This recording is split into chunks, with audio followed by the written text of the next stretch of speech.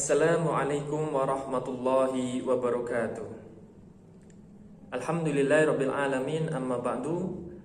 Anak-anak kelas 6 yang Ustadz banggakan, bagaimana kabarnya? Semoga senantiasa dalam lindungan Allah Subhanahu wa taala.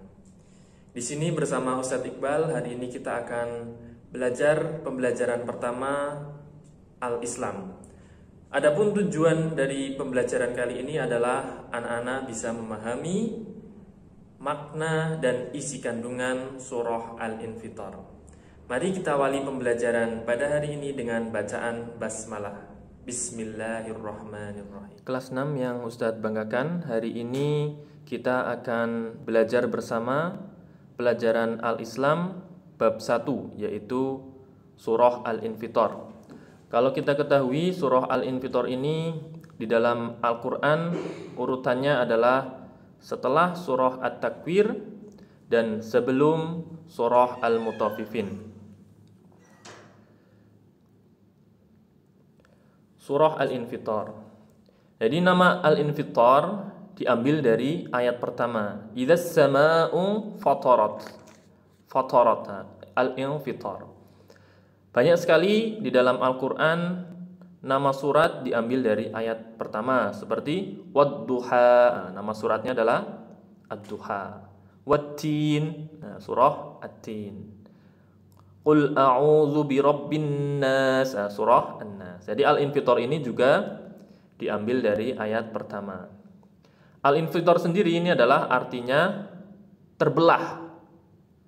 Al-Infitar artinya terbelah. Idzas samaa'u fatarat, apabila langit terbelah. Yang terbelah adalah langit. Al-Infitar urutan ke-82. Jadi urutan ke-82. Jadi sebelumnya adalah At-Takwir 81, setelah itu adalah Al-Mutaffifin. Berarti Al-Mutaffifin adalah ayat ke-83 dan terdiri dari 19 ayat. Al-Infitar termasuk golongan surah Makkiyah karena diturunkan di kota Mekah. Jadi kalau diturunkan di kota Mekah adalah nama golongannya termasuk surah Makkiyah. Kalau diturunkan di Madinah namanya adalah Madaniyah. Kalau diturunkan di Mekah itu menandakan surah itu turun sebelum Nabi Muhammad hijrah ke Madinah. Surah Al-Infitar diturunkan setelah surah An-Nazi'at. Meskipun di urutannya di dalam Al-Quran adalah setelah surah At-Takwir, akan tetapi secara urutan turun, bukan urutan di dalam Al-Quran, turunnya adalah setelah surah An-Nazi'at. Sedangkan surat yang pertama turun adalah surah Al-Alaq. Jadi bukan Al-Fatihah. Meskipun di dalam Al-Quran Al-Fatihah itu adalah yang pertama, tetapi bukan berarti Al-Fatihah itu adalah yang pertama kali turun. Ini ayatnya, Ustaz yakin kalian sudah hafal semuanya, karena sebelum pandemi ini kita sering menghafal bersama-sama di sekolahan. Bismillahirrahmanirrahim. Idzas samaa'u fatarat. Wa idzal kawakibu tasarat, wa idzal biharu fujirat, wa idzal quburu bu'thirat. Dan seterusnya, Ustaz yakin sudah hafal.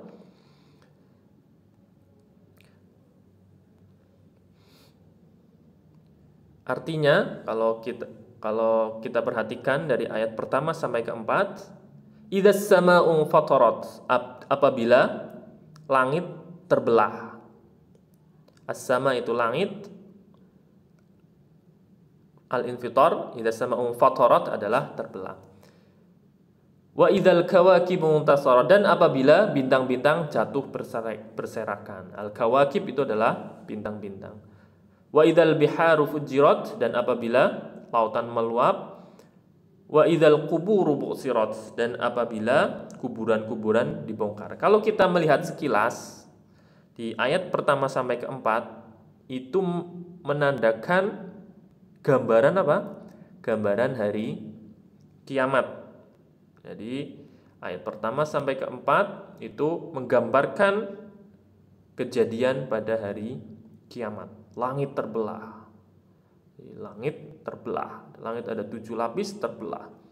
Bintang-bintang berserakan, bintang-bintang berjatuhan berserakan, saling bertabrakan.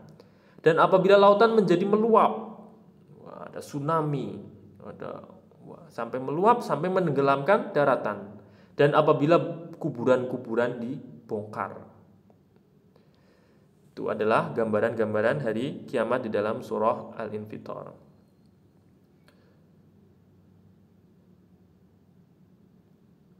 Nah, ini adalah ayat seterusnya. Ustaz tidak menjelaskan karena tidak cukup waktunya kalau Ustaz menjelaskan satu persatu, sehingga Ustaz menjelaskan ayat ke-1 sampai dengan ayat ke-4 saja.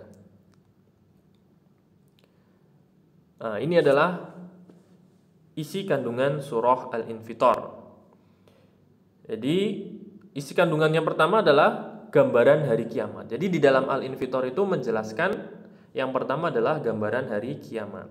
Ada langit terbelah, bintang berjatuhan, air laut meluap, kuburan dibongkar. Yang kedua adalah manusia diciptakan dalam keadaan sempurna. Jadi makhluk Allah yang paling sempurna adalah manusia. Kita lebih sempurna penciptaannya dibanding malaikat. Kita lebih sempurna penciptaannya dibanding jin, dibanding tumbuhan, hewan dan lainnya. Kenapa?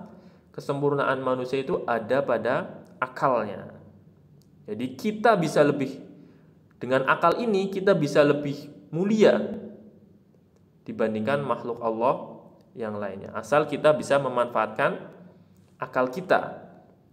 Karena banyak sekali meskipun orang sudah memiliki akal, dibekali akal, tetapi dia tidak menggunakannya. Karena dengan tidak menggunakan itu bahkan dia bisa lebih hina dibandingkan hewan. Contohnya apa? Nah, kalau anak-anak pernah melihat berita, situ ada seorang anak yang durhaka kepada orang tuanya, bahkan sampai berperilaku sangat kasar, bahkan sampai ada diceritakan sampai membunuh orang tuanya. Nah, itu adalah menandakan bahwa dia tidak menggunakan akalnya dan dia lebih hina dibandingkan hewan.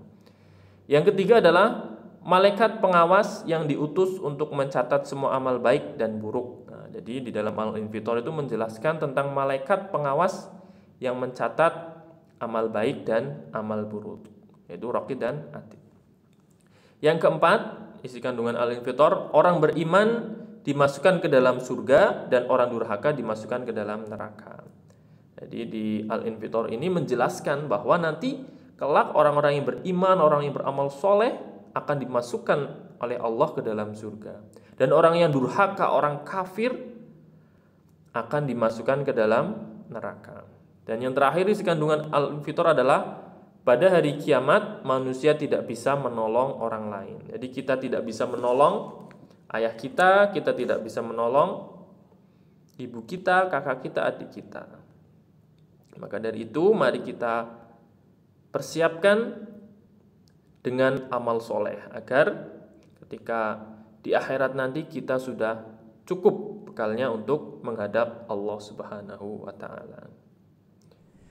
Demikian materi yang Ustadz sampaikan. Apabila ada yang belum paham, bisa ditanyakan kepada Ustadz.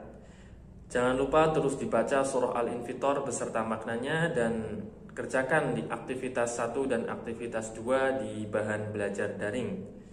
Kita akhiri dengan hamdalah. Alhamdulillahirabbil alamin. Wassalamualaikum warahmatullahi wabarakatuh.